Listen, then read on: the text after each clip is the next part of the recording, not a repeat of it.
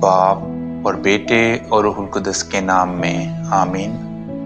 ہمارے لیے آج کی تلاوت مقدس پولس رسول کا رومیوں کے نام خط اور اس کے 11ویں باب میں سے۔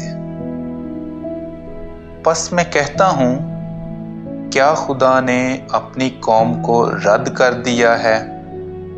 ہرگز نہیں، کیونکہ میں بھی اسرائیلی ہوں، میں بھی ابراہیم کی نسل اور بنیامین کے قبیلے میں سے ہوں۔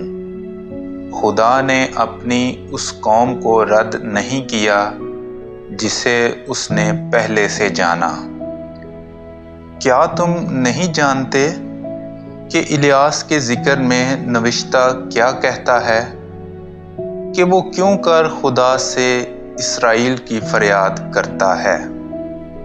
پس میں کہتا ہوں کہ کیا انہوں نے ایسی ٹھوکر کھائی ہے کہ گر پڑیں؟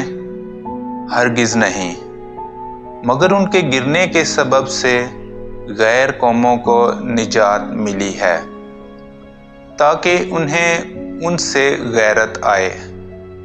لیکن اگر ان کا گرنا دنیا کے لیے دولت کا باعث ہوا اور ان کا گھٹنا غیر قوموں کے لیے فراوانی کا باعث ہوا ہے، تو ان کی کامل بڑھتی کتنی ہی زیادہ دولت کا باعث نہ ہوگی۔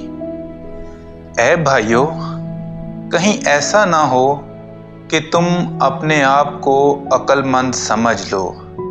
اس لیے میں نہیں چاہتا کہ تم اس بھید سے ناواقف رہو کہ اسرائیل کا ایک حصہ سخت ہو گیا ہے، اس وقت تک کہ غیر قومیں کلیتاً داخل نہ ہوں، تب ہی تمام اسرائیل نجات پائے گا۔